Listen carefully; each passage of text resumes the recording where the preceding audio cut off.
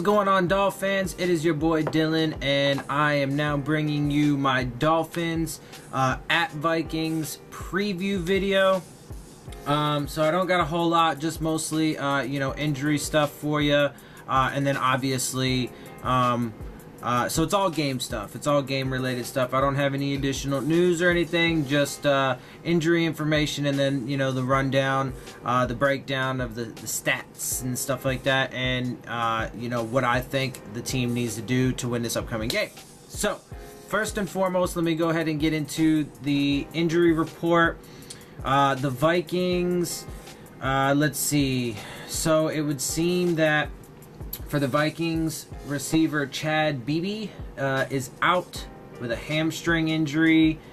Let's see, tight end David Morgan with a knee, guard Mike Remmers with lower back, and defensive tackle Sheldon Richardson with a hip are listed as questionable for the game.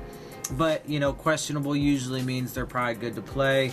But one of their tight ends, Sheldon Richardson, and their guard are banged up. So that'll be something to keep an eye on. Also, linebacker Eric Kendricks with ribs.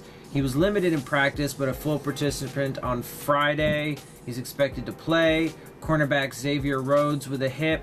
Wide receiver Adam Thielen with an ankle. And defensive tackle Jaleel Johnson with a calf. All for full participants in all three practices, so they are definitely expected to play. Cornerback Trey Waynes was limited participant in practice Wednesday, full on Thursday and Friday, so he's expected to play. Tackle Brian O'Neill with an ankle was limited on Wednesday, returned to full on Thursday and Friday. So for them, they've got a bunch of guys who are banged up, so they're not all going to be playing at 100%. Some key offensive and defensive players, a couple of their cornerbacks, Trey Waynes and Xavier Rhodes, two really good cornerbacks.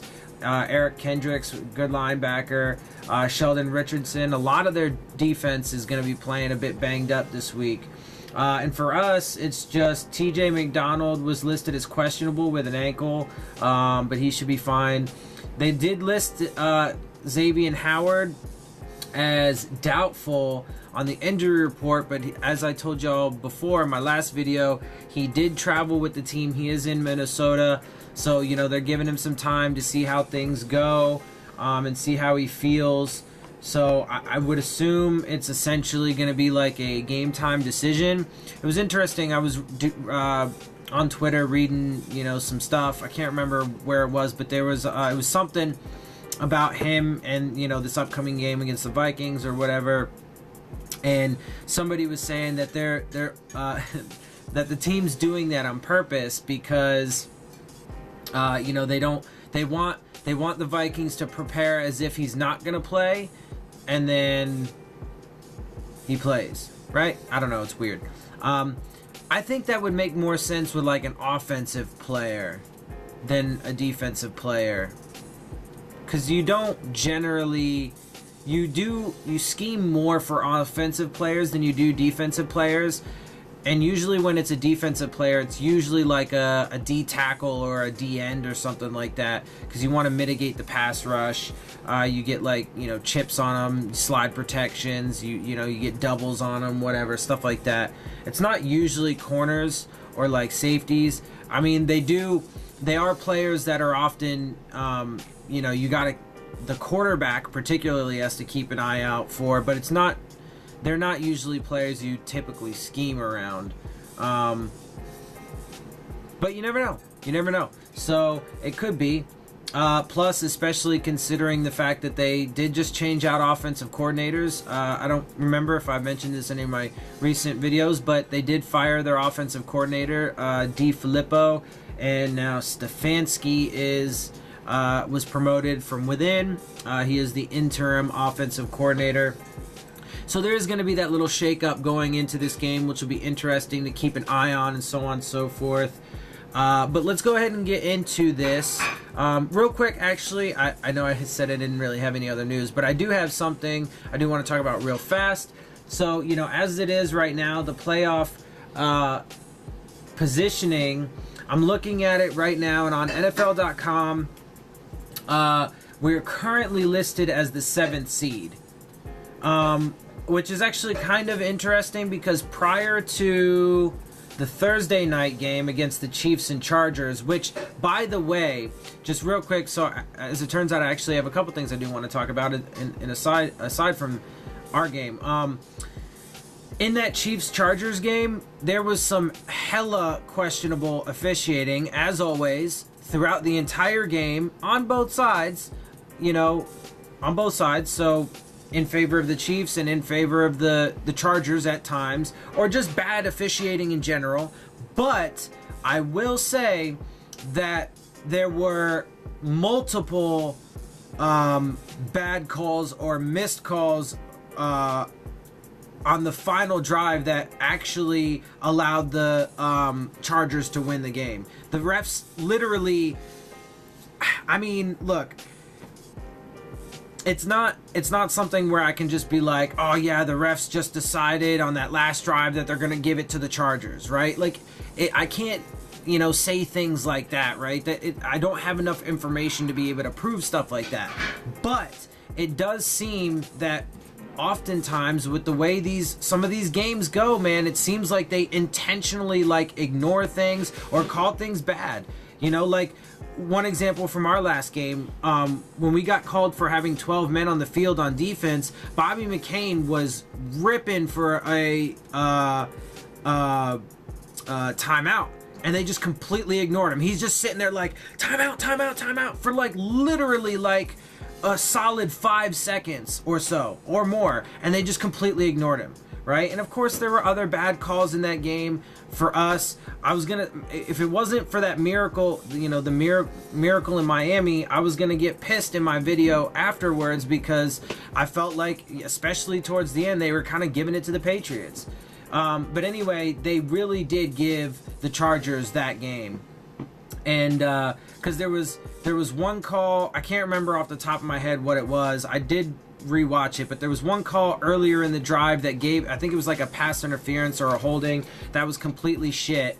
And then later there was, I think it was when they were on the goal line,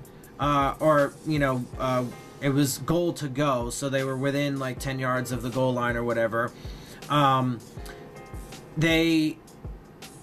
I can't remember, Mike Williams, is it Mike Williams, I think?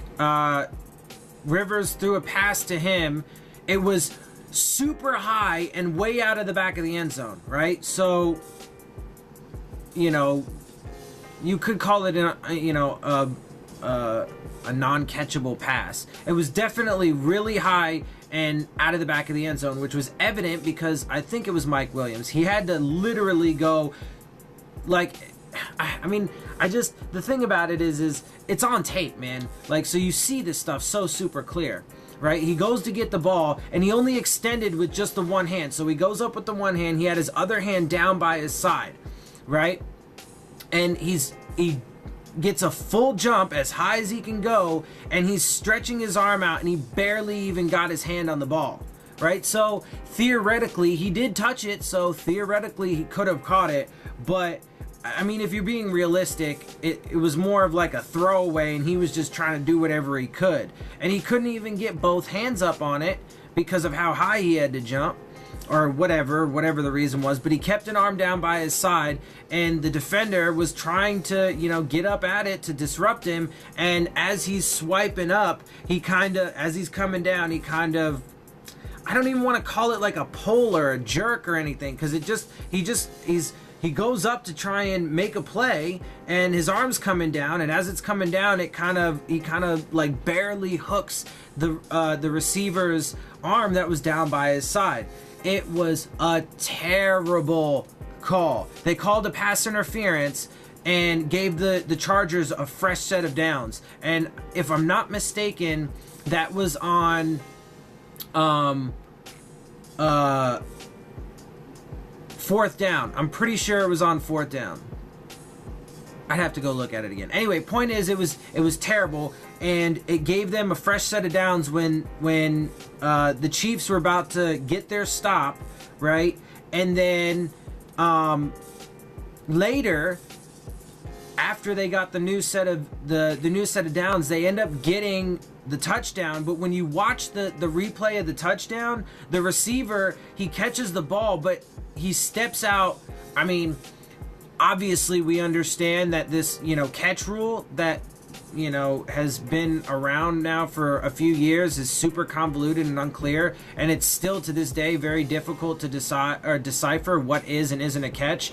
But from my estimation, when you look at it, he didn't have full control of the ball when he stepped out of bounds. So I don't think that the touchdown catch should have been a touchdown catch.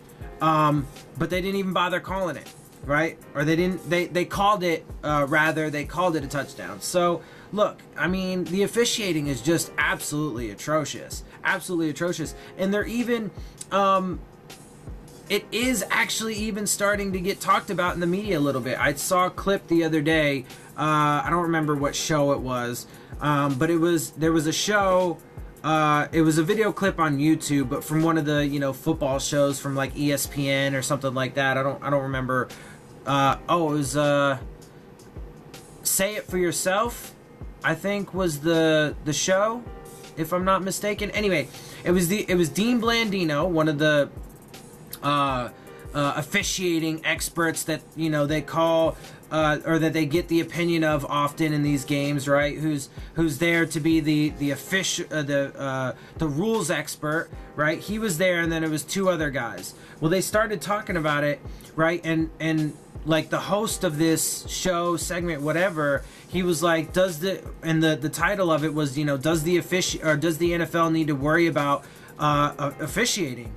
And literally during that whole segment, aside from the one dude who posed the question, he was kind of poking and prodding. He's like, look, man, this is getting, really out of control, basically, more or less. And the other two, literally, they sounded like right-wing politicians to me. They sounded, Dean Blandino and the other guy, they sounded like Republican politicians. They just had like these talking points that were either fucking stupid or didn't make any fucking sense or whatever, and it just all sounded like fucking establishment type fucking money grubbing fucking fuckheads that they just make up shit, and they have these guys in the media just defend it because, well, they're a very powerful and rich organization, so they can do things like that. Anyway, so I've been saying it for a while. I mean, I don't know, dude. I think that it would be hard really to impact the NFL and get them to try and change things, but I think I don't know. I mean, if owners, I guess if team owners and then maybe players started really bitching and complaining, which they have been, the players have been anyway. I've seen several things from players that have been talking about it throughout the entire year, but maybe if the owners got involved, they might do something. I don't know, but or maybe if the fans, I don't know.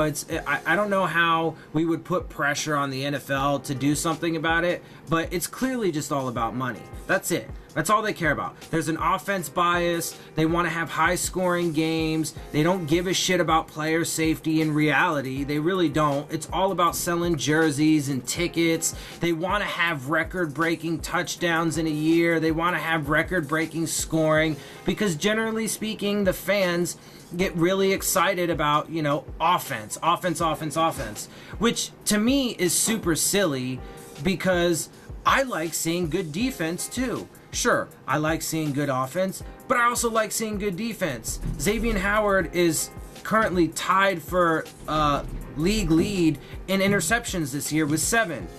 I love watching, Xavier Howard intercept the ball. It's awesome. It's great. Why would I not want, to see defense ever? It's stupid. It's absolutely stupid, in my opinion. But generally speaking, apparently, NFL fans want to see a lot of points. So look, man, what it comes down to is all I'm saying is don't be fooled into thinking that there's some altruistic motive for why they're doing it. They don't give a shit about player safety. They don't. They really don't. I mean, it couldn't be more evident in how they hid CTE studies for so long. It couldn't be more evident in the rules that they have nowadays. And the stupid ass lame excuses that they fucking give for this shit too. It's absolutely absurd. And, you know, we have a perfect example of William Hayes, who was trying to follow some stupid ass impossible rule and then, you know, gets put on injured reserve because he tears his ACL.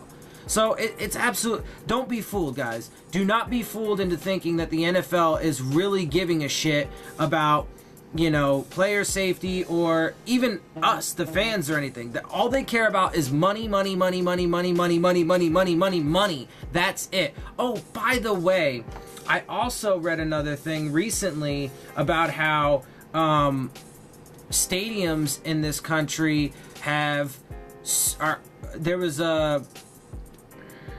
I don't know. I can't think of what else to call it other than like I guess it would be like an inspection. Like all the stadiums in the country were like inspected in a study or whatever recently, and they're like food areas are like gross. Like you know how restaurants get rated? They'd all fail. Like most every single one would fail. So they don't give a shit. They really don't give a shit. It's all about making money. Anyway, that's enough about that. Because I totally went off on a huge fucking tangent. But, you know, I gotta get some stuff out there. Anyway, let me get to the really relevant stuff, though, for coming up tomorrow. So, as we know, we are 7-6 right now. Minnesota is 6-1. They've got, you know, a lot of things going on. Like I said, they just fired their offensive coordinator. Their offense is not doing too hot. They do have a pretty damn good defense, though, and that's going to be the scary thing for this game. But let me go ahead and get into these league standings real quick for you. So offensive league standings, points per game, we are at 21.4, which is 22nd in the league. They're at 21.7, which is 20th. Yards per game, we have 310.5, which is 29th. They're at 354.4, which is 17th. Pass yards per game, we're at 201.2, which is 27th. They're at 269, which is 9th. Rush yards a game, we are 109.3, which is 18th. And they are 85.4, which is 30th. So their run game has been terrible, which is good for us. Especially since our run defense has been so much better recently, which, quick side note, I haven't talked about this yet, but, you know, it is being talked about more. You know, like Matt Burke talked about it a bit in some of his press conferences because he was asked about it. Dudley Durong talked about it a little bit, but they've actually been playing a 5-2 front a little bit more recently. Which basically is just, you know, our four linemen with then usually a linebacker coming up to provide like extra pressure or whatever. And then, you know, the two linebackers stay in the midfield range area, whatever, or follow whoever they're following man to man, whatever the case may be. Anyway, so let's see. Defensive statistics standings, really. Points allowed, we're giving up 25.6, which is 26th. They're giving up 22.4, which is 11th. Yards allowed, 401.1 for us, that's 29th. 323.6 for them, which is 5th. Pass yards allowed, 261.6 for us, which is 25th. 215.6, which is 5th for them. And rush yards allowed, 139.5 for us, which is 29th, and 108 for them, which is 13th. So, like I said, I mean, the big thing for this game is their defense. They do have, I mean, they have weapons on offense, but their offensive line's not very good, and Kirk Cousins is having an alright year overall, but he's had, a bunch of struggles, and, his weapons are not performing like you would think or hope. Anyway, this game is huge, though, for both teams for this playoff race. Obviously, they're an NFC team, and as I've said before, if there was going to be any, as I've said before, the Patriots game, if there was going to be a game that we lose and could still make the playoffs, it would be this one, because it would have the least impact on, you know, records and tiebreakers and stuff like that. But clearly we need to come away with this W so that way we can, you know, increase our chances. Let's see. Okay, so comparatively from last game, from each of our teams' last game, total yards, we were at 412. They had 276. Passing yards, we were at 223. They were at 199. Rushing yards, we had 189. They had 77. Yards per play, we were at 9.2. They were at 4.9. They lost one fumble. We didn't lose anything.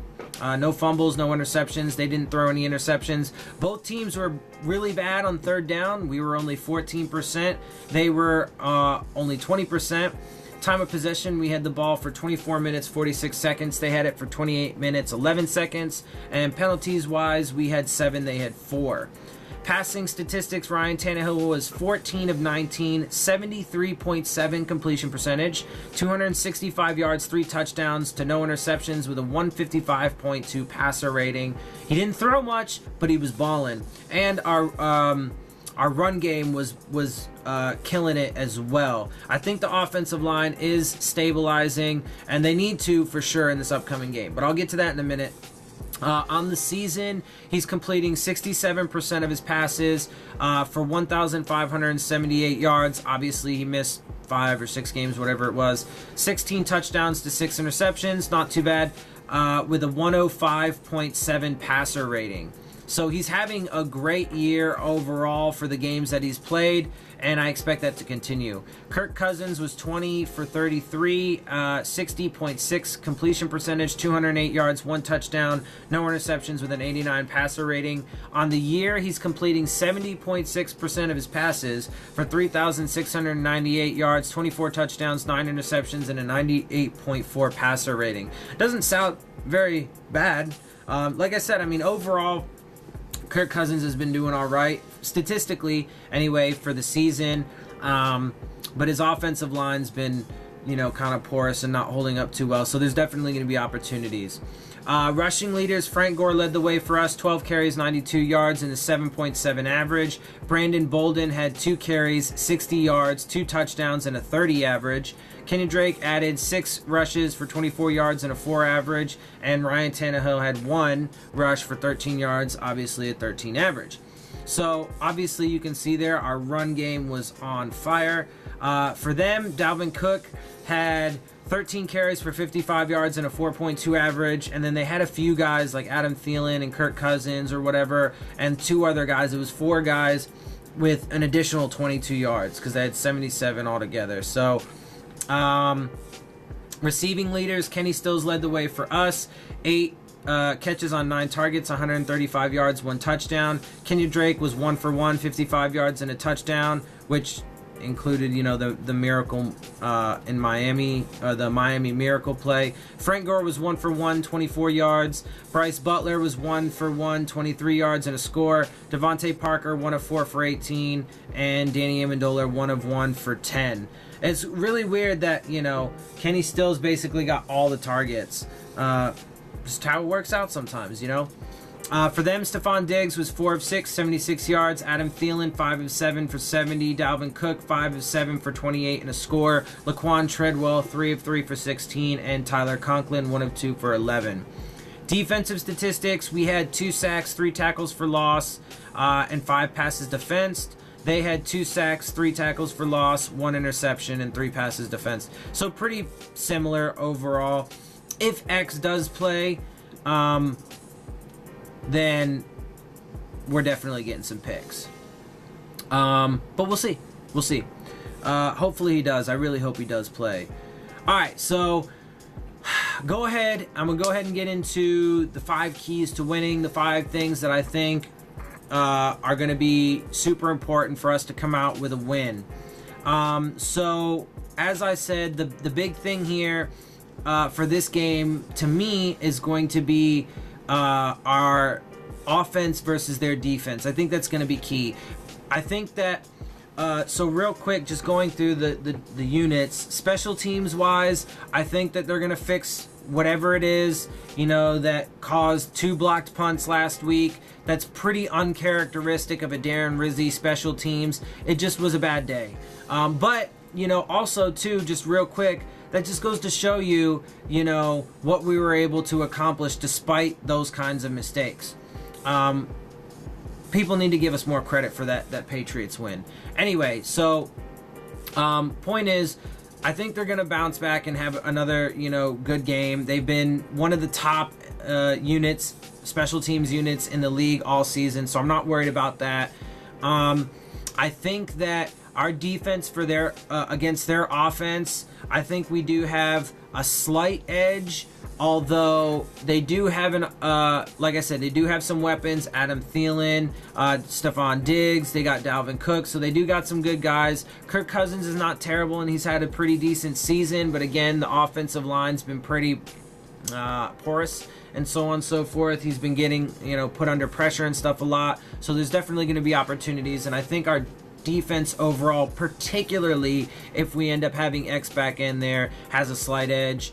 And then for the offense, I mean, if we can perform like we performed last week against the Patriots, who frankly is an overall better team, although not quite as good on defense, which, by the way, the Vikings, I believe, are the #1 defense on third downs, which is great.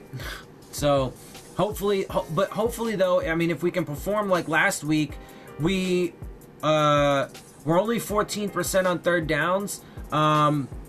I'd have to see. I don't have the statistics on that right in front of me, but we didn't hit third down all that often, which is the big thing in that context. So, you know, that's why we were able to still end up scoring 34 points and move the ball well and stuff.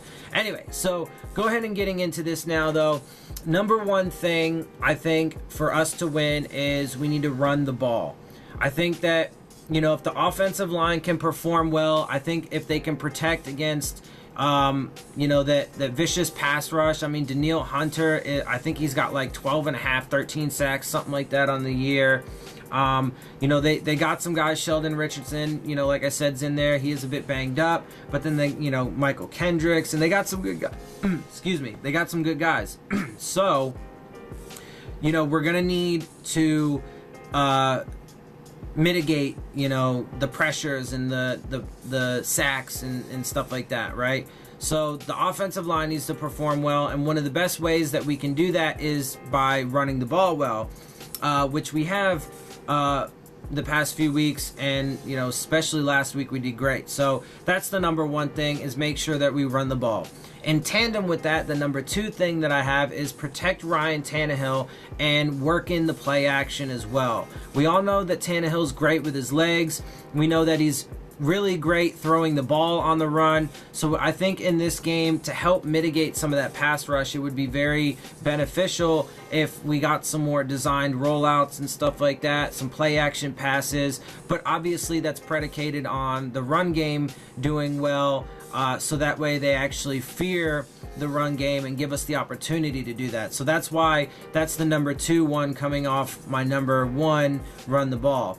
#3 is going to be stop the run and get pressure.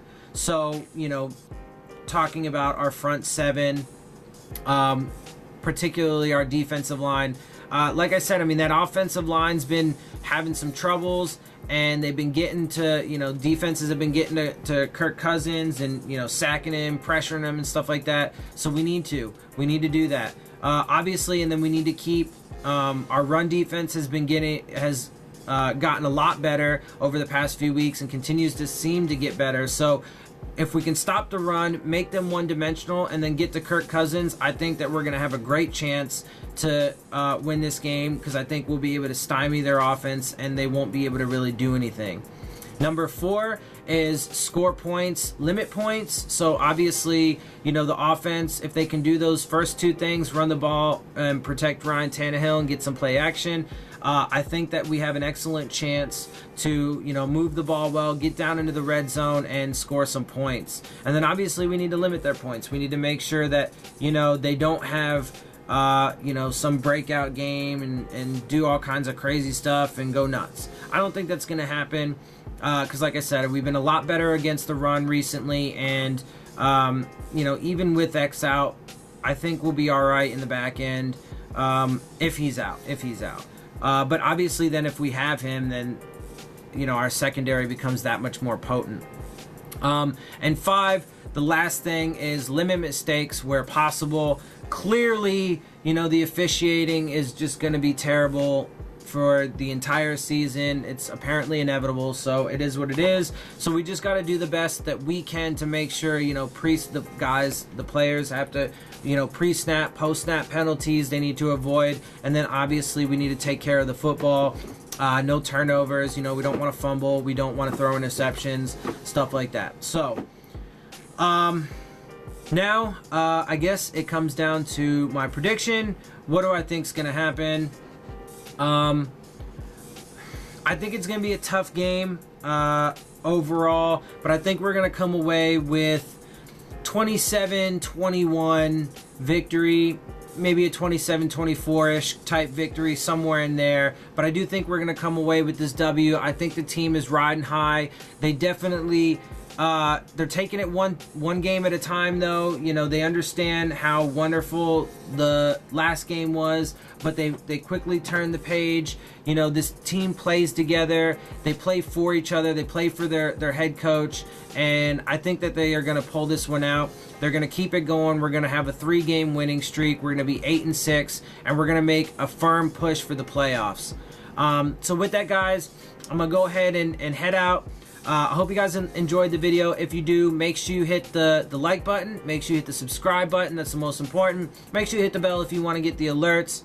Leave your questions, comments, and concerns down in the comment section. Also, of course, you can also follow me on Twitter at Dillon Tartaro, and you can hit me up there. You can send your questions in there as well, or if you just want to chop it up. Of course, as I've said before, you know, I love interacting with you guys, and so if you ask me questions in the comment section or on Twitter, I'll answer them in my videos.